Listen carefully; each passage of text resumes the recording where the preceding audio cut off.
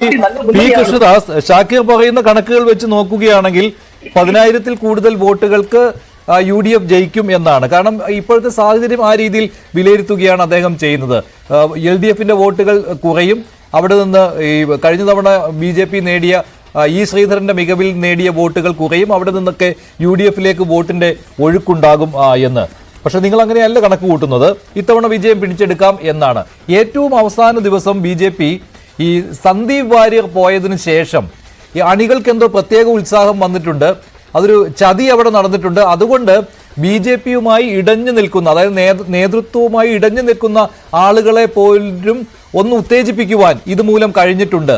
അങ്ങനെ ഒരു വിലയിരുത്തൽ ഗ്രൗണ്ടിൽ നിന്ന് വരുന്നുണ്ട്. പക്ഷെ അത് അങ്ങനെ ഉണ്ടോ? അങ്ങനെ ഒരു മാറ്റം, ഈ അനുകൂലമായ ഒരു മാറ്റം, ഒരു നല്ലൊരു നേതാവ് പോയിട്ടും അതിനെ മറികടക്കുന്ന രീതി, അത് മികവാക്കി മാറ്റുവാനുള്ള ഒരു അനുകൂല ഘടകം വർക്ക് ചെയ്യുന്നുണ്ടോ? അങ്ങനെ സാധാരണ സംഭവിക്കാറില്ല. അതുകൊണ്ടാണ് ചോദിച്ചത്.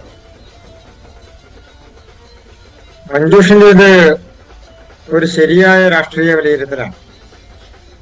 ഈ തെരഞ്ഞെടുപ്പിൽ പാലക്കാട് ഉപതെരഞ്ഞെടുപ്പ് തുടങ്ങുന്ന സമയം മുതൽ കേരളത്തിലെ മറ്റു ഉപതെരഞ്ഞെടുപ്പുകളോടൊപ്പം ഏറ്റവും കൂടുതൽ വിവാദങ്ങളും രാഷ്ട്രീയ ആരോപണങ്ങളും കാലുമാറ്റങ്ങളും എല്ലാം കണ്ടിട്ടുള്ള തെരഞ്ഞെടുപ്പാണ് പാലക്കാട് ഉപതെരഞ്ഞെടുപ്പ്. മറ്റു രണ്ട് മണ്ഡലങ്ങളിലെ കോലത്തും. പക്ഷെ ഈ പാലക്കാട് തെരഞ്ഞെടുപ്പ് അല്പം കൂടി നീട്ടിവെക്കപ്പെട്ടപ്പോൾ സ്വാഭാവികമായും കേരളത്തിൽ ഇത്രയധികം ഉപതെരഞ്ഞെടുപ്പിൽ വ്യാപകമായി രാഷ്ട്രീയം ചർച്ച ചെയ്യപ്പെടുന്ന, അതോടൊപ്പം തന്നെ മുന്നണികൾക്കിടയിലും മുന്നണികൾക്ക് പുറത്തും വളരെ വ്യക്തമായ രാഷ്ട്രീയവും അതോടൊപ്പം തന്നെ സംഘടനകളും രാഷ്ട്രീയ പാർട്ടികളുമായി ഉള്ള ബന്ധങ്ങളുമെല്ലാം ഇത്രയധികം വോട്ടർമാർ ചർച്ച ചെയ്യുകയും പൊതുമണ്ഡലം ചർച്ച ചെയ്യുകയും ചെയ്തിട്ടുള്ള ഒരു സാഹചര്യം നേരത്തെ ഉണ്ടായിട്ടുണ്ടോ എന്നുള്ള സംശയമാണ്.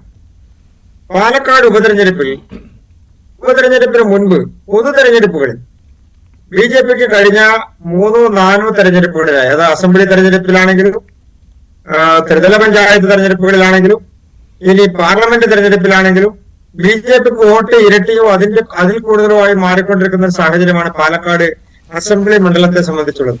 പക്ഷെ അതിന്റെ ഒരു പീക്ക് വന്നു കഴിഞ്ഞില്ലേ എന്നാണ്. പിന്നെ അത് ലോക്സഭാ തെരഞ്ഞെടുപ്പ് ആയപ്പോൾ ഈ 50,000 എന്നുള്ള കണക്ക് 43,000 കുറയുകയും ചെയ്തു പാലക്കാട് അസംബ്ലി മണ്ഡലത്തിൽ. പാർലമെന്റ് മണ്ഡലത്തെ സംബന്ധിച്ച് കേരളത്തിൽ BJP ജയിക്കാൻ സാധ്യതയുള്ള സ്ഥലങ്ങളെ സംബന്ധിച്ചോ BJPക്ക് ജയസാധ്യതയുള്ള മണ്ഡലങ്ങളെ സംബന്ധിച്ചോ ഒക്കെ ചർച്ച നടക്കുമ്പോൾ സ്വാഭാവികമായും കോൺഗ്രസ് കൊണ്ടുവരുന്ന ഒരു നരേറ്റീവ് ഉണ്ട്.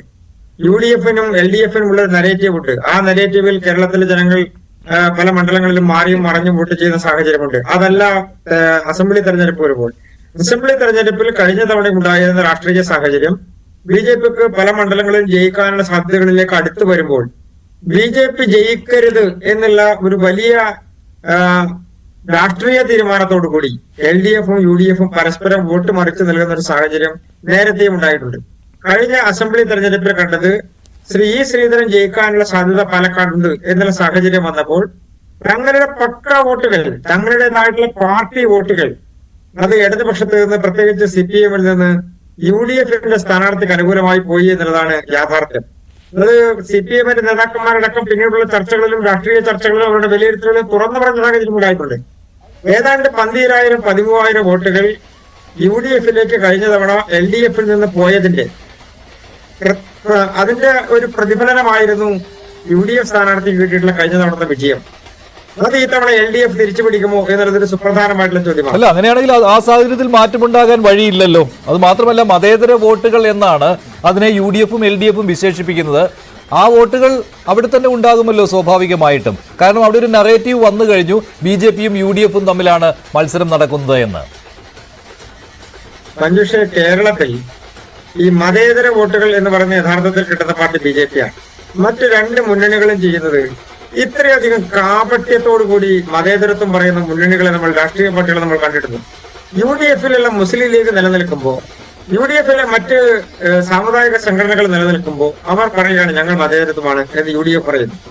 LDFിനെ സംബന്ധിച്ച് PDPയുടെ പിന്തുണ, SDP ഇന്നലെ വരെ ഉണ്ടായിരുന്ന പിന്തുണ, ഇപ്പോഴുള്ളവർ പല ത്രിതല പഞ്ചായത്ത് സംവിധാനങ്ങൾ നിലനിർത്തുന്ന പിന്തുണ, PFIയുമായിട്ടുള്ള ബന്ധം, ഈ തരത്തിൽ മത തീവ്രവാദ സംഘടനകളുമായി, തീവ്രവാദ സ്വഭാവമുള്ള സംഘടനകളുമായി എല്ലാം LDF വെച്ച് പുലർത്തുന്ന അവരുടെ ബന്ധവും തെരഞ്ഞെടുപ്പ് സമയത്ത് അവർ ഉണ്ടാക്കുന്ന സഖ്യങ്ങളും ആർക്കാണ് അറിഞ്ഞുകൂടാത്തത്? UDFന്റെ നേതാക്കന്മാർ, KPCCയുടെ നേതാക്കന്മാർ, UDFന്റെ നേതാക്കന്മാർ ഈ സംഘടനകളുമായി തെരഞ്ഞെടുപ്പ് അടുത്ത് വരുമ്പോൾ ഉണ്ടാക്കുന്ന ബന്ധത്തെ കുറിച്ച് ആർക്കാ അറിഞ്ഞുകൂടാത്തത്? ഇപ്പോഴും അത് തന്നെയല്ലേ പാലക്കാട് നടന്നുകൊണ്ടിരിക്കുന്നത്.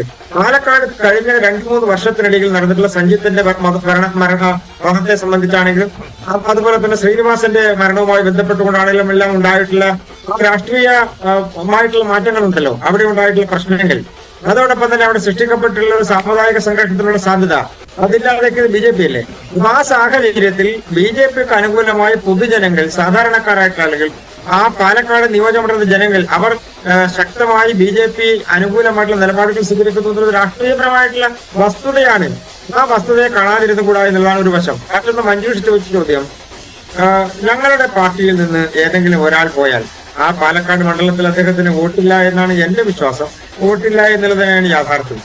ഞങ്ങളുടെ പാർട്ടിയിൽ നിന്ന് ഇനി വോട്ടുണ്ടാവട്ടെ വോട്ടില്ലാതെ ആവട്ടെ, ഒരാൾ പോയാൽ ആ പോകുന്നയാൾ ഒറ്റക്കാണ് പോവുക. കൂടെ ഒരാളുണ്ട് എങ്കിൽ ആ കോൺഗ്രസ്സുകാരുടെ വിളിച്ചു ചേർത്ത് മാനായിട്ട് യോഗം ഉണ്ടല്ലോ, അവിടെ ഏതെങ്കിലും ഒരു BJPക്കാരനെ കോൺഗ്രസ്സുകാർ കാണിച്ചു തരട്ടെ, UDFകാർ കാണിച്ചു തരട്ടെ. ഇനി മറ്റൊരു സ്ഥലത്തേക്ക് പോയല്ലോ, ഇന്നൊക്കെ ആയിട്ട് പല സ്ഥലങ്ങളിൽ പോകുന്നു. കൂടെ ഏതെങ്കിലും ഒരു BJPയുടെ മെമ്പർഷിപ്പ് ഉള്ള ഒരാൾ, ഇതാണ് എന്റെ കൂടെ വന്ന BJP മെമ്പർഷിപ്പ് ഉള്ള ആൾ കാണിച്ചു തരട്ടെ. UDF കാണിച്ചാൽ മതി, പോയാൾ കാണിക്കണ്ട. അല്ല, നിങ്ങളവിടെ മറ്റൊരു ആരോപണം കൂടി ഉന്നയിക്കുന്നുണ്ടല്ലോ, ഈ ഓപ്പറേഷൻ ലോട്ടസ് പോലെ ഓപ്പറേഷൻ ഹസ്ത നടക്കുന്നുണ്ട് എന്ന്. അതായത് കോൺഗ്രസുകാർ ചാക്കുമായിട്ട് നടക്കുകയാണ്, കോടികളുമായിട്ട് നടക്കുകയാണ്. അത് പാലക്കാട് നഗരസഭാ കൗൺസിലർമാരായ BJPക്കാരെ അടർത്തിയെടുക്കുന്നതിന് വേണ്ടിയാണ് എന്ന്. അപ്പോൾ ഇത് ഇവിടെ എന്തോ കോൺഗ്രസുകാർ ഇങ്ങനെ അടർത്തിയെടുത്തുകൊണ്ട് പോകുവാൻ നടക്കുന്നു എന്ന പ്രതീതി ഉണ്ടാക്കുകയാണ്. പക്ഷെ സന്ദീപ് വാര്യർ അങ്ങനെ ആയിരുന്നില്ലല്ലോ. സന്ദീപ് വാര്യർ BJP വിടാൻ തീരുമാനിച്ചിരുന്നയാളാണ്. അദ്ദേഹത്തെ അടർത്തിക്കൊണ്ട് പോകേണ്ട ആവശ്യമുണ്ടായിരുന്നില്ല. അദ്ദേഹം ചെല്ലാൻ തയ്യാറായിരുന്നു. അദ്ദേഹത്തിന് എവിടെയെങ്കിലും ഒരു രാഷ്ട്രീയ അഭയം വേണമായിരുന്നു. അതിന്റെ പേരിൽ ഇപ്പോൾ ഓപ്പറേഷൻ ഹസ്ത, അതായത് കോൺഗ്രസുകാർ BJPക്കാരെ ചാക്കിട്ട് പിടിക്കാൻ നടക്കുന്നു എന്നൊരു പ്രതീതി നിങ്ങൾ ഉണ്ടാക്കുകയാണ്. അങ്ങനെയൊന്നുമില്ലല്ലോ. അങ്ങനെ ഉണ്ടോ എന്നുള്ളത് UDFക്കാർ പറയട്ടെ. ഞങ്ങളിൽ നിന്ന് പോയ ആളുകൾക്ക് ശേഷം പാലക്കാട് മുനിസിപ്പാലിറ്റി ഭരണം വീഴും, അവിടുത്തെ കൗൺസിലർമാർ പോകും, അവിടുത്തെ ആളുകൾ പോകും, കള്ള പ്രചരണം നടത്തുകയാണ്. BJPയുടെ ഓരോ നേതാക്കന്മാരുടെ പേര് പറഞ്ഞ് അവരെല്ലാം എന്റെ കൂടെ വരാൻ പോകുന്നു, മാധ്യമങ്ങൾക്ക് വാർത്ത കൊടുക്കാൻ, ചോർത്തി കൊടുക്കാൻ. എന്ത് പറഞ്ഞ് കള്ള വാർത്ത? BJP ഇന്ന നേതാവ് വരാൻ പോകുന്നു, ഇന്ന കൗൺസിലർ വരാൻ പോകുന്നു, ഈ വാർത്ത കൊടുത്ത് ഫ്ലാഷ് ന്യൂസ് ഉണ്ടാക്കി അതിനെ തുടർന്ന് വാർത്ത കൊടുക്കുക.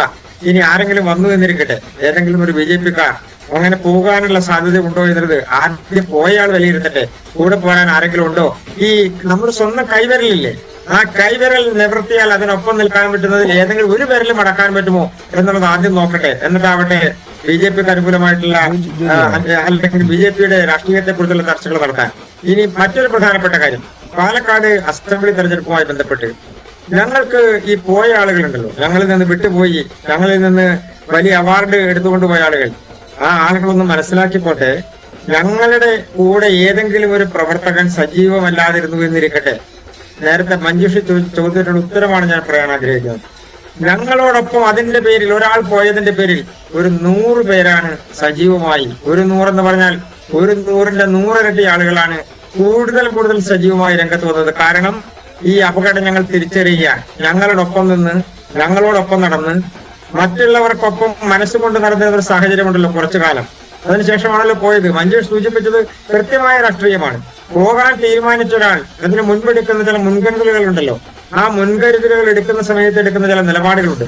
ആ നിലപാടുകൾക്കൊപ്പം പോകുമ്പോ ഇങ്ങനെയുള്ള ആളുകളെ തിരിച്ചറിയാൻ ഞങ്ങളുടെ പാർട്ടിക്കും ഞങ്ങളോടൊപ്പം നിൽക്കുന്ന ആളുകൾക്കും അതിന്റെ അനുഭാവികൾക്കും ഞങ്ങളെ ഇഷ്ടപ്പെടുന്ന ആളുകൾക്കും അങ്ങനെയുള്ള ആളുകൾ ഒരു 100,000 വോട്ടുകൾ ഞങ്ങൾക്ക് അനുകൂലമായി കൊണ്ടുവരാൻ വേണ്ടിയിട്ടുള്ള കഠിന ശ്രമത്തിലാണ് കഴിഞ്ഞ ദിവസങ്ങളുമായി നടത്തിക്കൊണ്ടിരിക്കുന്നത്. അതുകൊണ്ട് UDFനെ സംബന്ധിച്ച് അവർക്ക് കിട്ടിയിട്ടുള്ള എല്ലാ സൗകര്യങ്ങളും അവർ വച്ചുകൊണ്ടിരുന്നോട്ടെ.